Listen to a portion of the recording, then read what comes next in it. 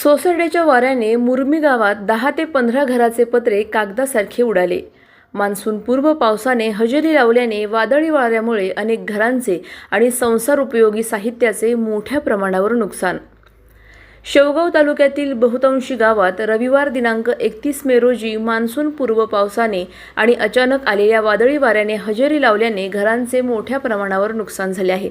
यामध्ये शेवगाव तालुक्यातील मुरमी या गावात रात्री 10च्या सुमारास झालेल्या पावसाने आणि वादळी वाऱ्यामुळे येथील 10 ते 15 घरांचे पत्रे हे कागदासारखे उडाले असून घरातील धान्य आणि संसार उपयोगी साहित्याचे देखील मोठ्या प्रमाणात नासधूस होऊन येथील ग्रामस्थांचे आर्थिक नुकसान होऊन काही ठिकाणी लहान मुलांना देखील इजा होऊन मुरमी गावातील 10 ते 15 कुटुंब उघड्यावर आले आहे।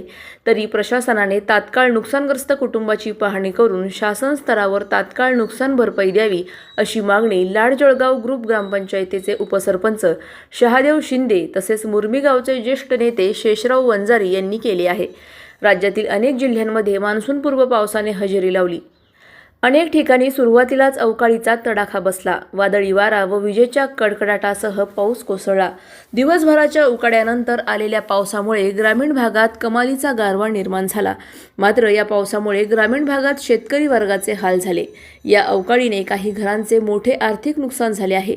काही शेतकऱ्यांनी शेतात काढून ठेवलेला कांदा भिजल्याचीही माहिती समोर आली आहे।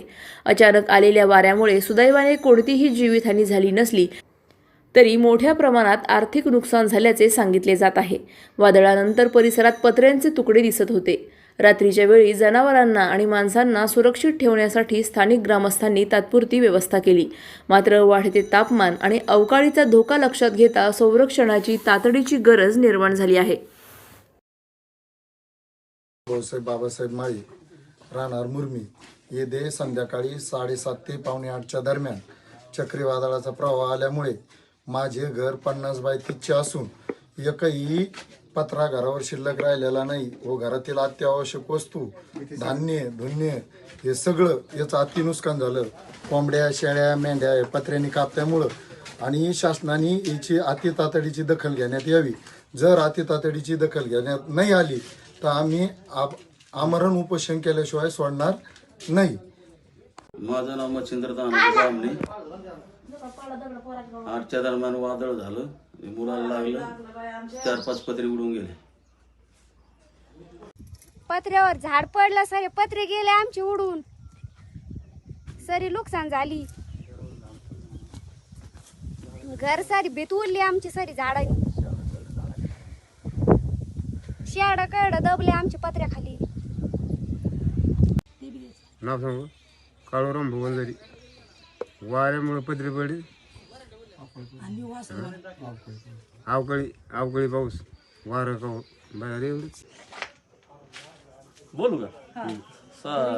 7 वाजता गुरंढोरं बांधायला गेलो आणि 7 वाजता अचानक वादळ आलं। मी खाटोर झोपलो होतो, मला मुक्का मार लागला, पोराला हाताला लागलं, कुठं पळाव काही सुचलं नाही, मला कुठं पळाव काही सुचलं नाही। माझी नुकसान झाली, फ्रीज फुटलं, कपाट 2-2.5 लाख रुपयाचं नुकसान झालं। अख्खं घर उकांडात झालं, धान्य गेलं,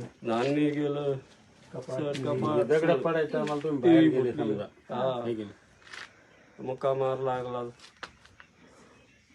अधिकाऱ्यांनी येऊन पंचनामा करून मला न्याय द्यावा ही विनंती।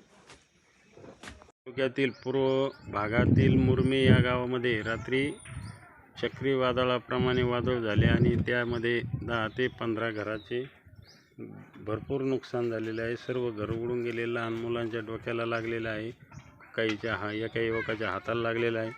तरी यासाठी सर्व तहसीलदार, तलाठी, ग्रामसेवक आणि BDO साहेब यांनी सर्वांनी गावाचे पंचनामे करून दखल घ्यावी ही शासनाला विनंती आहे।